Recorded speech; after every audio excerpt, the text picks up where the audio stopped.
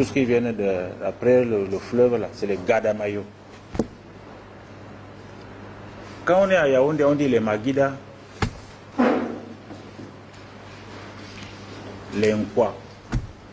Tous ces petits noms que vous mettez là dans les réseaux sociaux, c'est les discours de haine. Aujourd'hui, la liberté est arrivée. On vous permet de parler. Mais ce qui est curieux, c'est que les Camerounais utilisent cette liberté dans le mauvais sens. Internet alors encore venu tout gâter.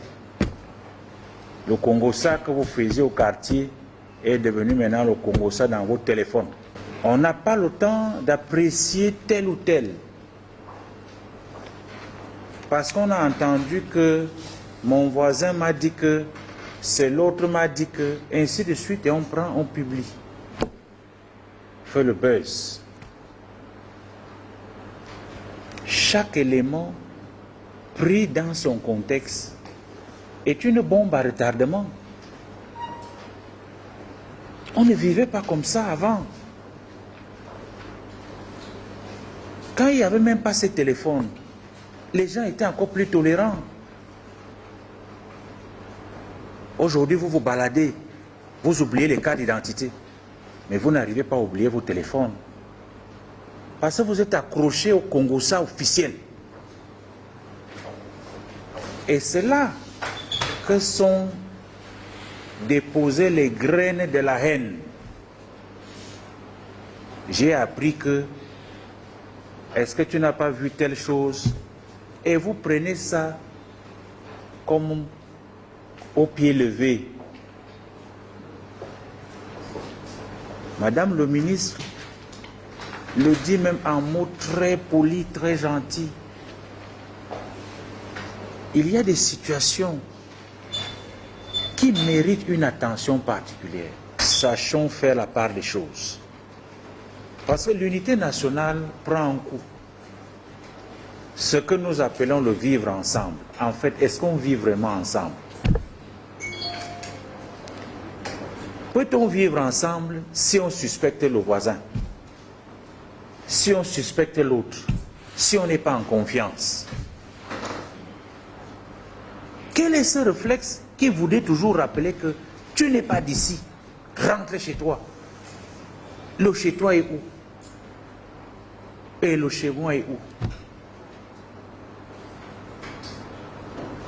Posons-nous ces questions simples.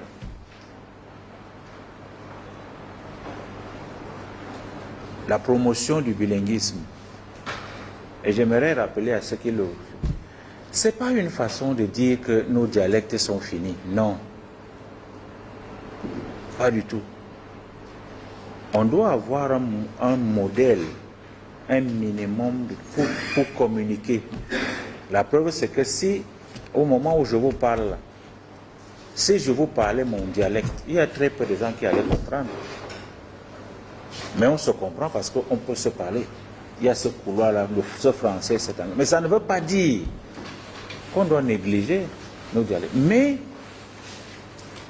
les discours de haine tels que doivent être regardés avec beaucoup d'attention. Notre pays ne peut pas vivre en paix si nous ne mettons pas un accent pour écraser ces éléments qui peuvent nous diviser. Qu'aujourd'hui, à travers l'école, il n'y a pas de discrimination pour entrer dans telle ou telle école. Ce n'est pas une école seulement pour les filles, ce n'est pas une école pour les garçons. On n'est pas dans des pays où il y a tellement de discrimination, il faut séparer les femmes et les hommes, ou je ne sais pas quoi. Non. À partir de l'école, nous devons apprendre à nous tolérer. Je pose souvent cette question, cette réflexion à haute voix. Est-ce que vous ne trouvez pas que c'est incompatible de dire qu'on croit en Dieu et d'entretenir la haine? Ça sert à quoi d'aller à la mosquée, à l'église, au culte? Dites-moi, on fait quoi avec? Laissez tomber tout le reste. Quand vous prenez déjà la peine d'aller prier Dieu, pourquoi votre cœur n'est pas lavé? Vous vous levez chaque matin, je vous le dis,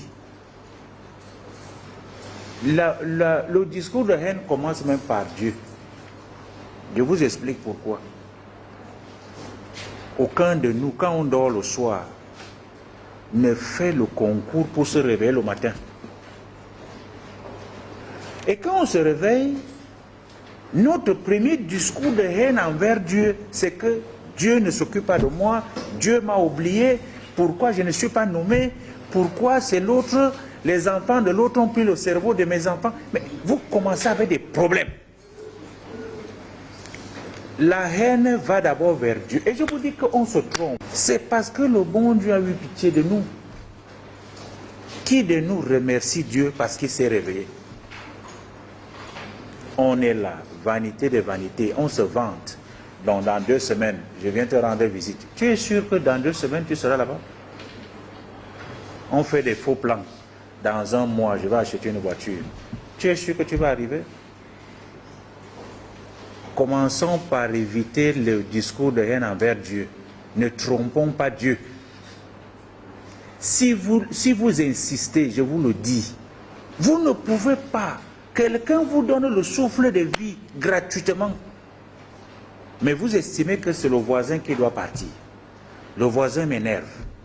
Je ne comprends pas pourquoi elle a acheté une chaussure. Le problème des femmes, là, alors c'est grave. Elles sont quelque part. Pourquoi elle a mis ce pagne? Pourquoi elle a fait telle coiffure? Les problèmes commencent là. C'est quoi? Vous avez cotisé. Vous pouvez aussi acheter les phares, les clignotants et tout ça pour que ça brille. On ne regarde que... On croit que le bonheur est chez l'autre. On n'est jamais content de nos situations. Là où nous sommes, nous jalousons les autres. Je vous dis, on peut trouver en chaque compartiment de la vie la source des discours de haine. Parce qu'on n'est jamais content de ce qu'on est. Si je suis comme ça, c'est parce que l'autre a pris ma place. Quelle place? Dites-moi.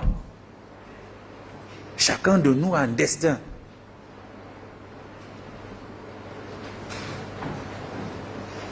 À partir de cet instant, si nous retrouvons l'humilité,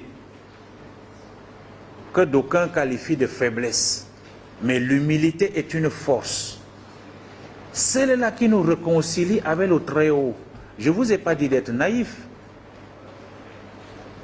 Loin de nous ce discours de naïveté. Vous devez être réaliste et comprendre que votre propre bonheur est aussi lié au bonheur des autres.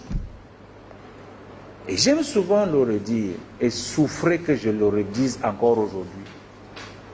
Nous sommes aujourd'hui trop préoccupés par le matériel. Et croyez-moi, il ne faut jamais être heureux seul. On vous donne des responsabilités, tu es là tout seul, tu accumules, mais tes collaborateurs ne savent même pas si tu manges, si tu bois, on ne sait même pas si... Non, il faut anticiper. Chacun de nous a besoin d'un peu de lumière. Quand Dieu vous place quelque part, vous devez faire le bonheur autour de vous. Chaque chef qui est chiche, qui a le franc en main, ne mérite pas sa place. Commentez comme vous voulez. Moi, je dois vous dire les vérités. On doit partager. C'est lorsqu'on partage qu'on diminue la haine. Voyez-vous, votre domestique qui touche votre nourriture, qui touche vos habits, vous attendez que le mois passe 10 jours avant qu'il commence à grincer les dents. Patron, est-ce que c'est pas possible? Faites attention. Il faut anticiper, donnez-lui 2 ou 3 mois d'avance. Et au-delà de son salaire, faites quelque chose parce qu'il touche à votre nourriture. Qu'est-ce qu'il ne peut pas faire avec? Mais parce qu'on est grand, on réajuste la veste, on réajuste la gandoura, on dit que non, attends un peu là. Si tu étais plus grand, tu pouvais être plus grand que ça. Mais méfions-nous. Voilà des petites choses. Vous attendez des grands discours. Ce n'est pas ça. On ne fait pas la théorie ici. Ce n'est pas l'université où on va vous crier. Voilà au quotidien des problèmes, des discours de haine. Et là, c'est la haine que vous entretenez dans votre propre famille. Parce que vous méprisez le domestique, vous méprisez le chauffeur. Vous méprisez votre épouse. Il faut lui dire merci quand elle vous a fait une bonne sauce. On n'est pas très sérieux, nous les hommes. On est méchants même à la limite. Dieu seul sait quand une femme prend du temps pour se brûler les mains. Elle fait le plantain, elle fait le riz, elle fait ceci. Toute cette bonne nourriture, elle pose là. Tu finis de manger, tu ne dis pas merci. Les femmes ne sont pas en reste. Parce que nous aussi, on se bat beaucoup. Matin, midi et soir, on transpire. On amène quelque chose à la maison.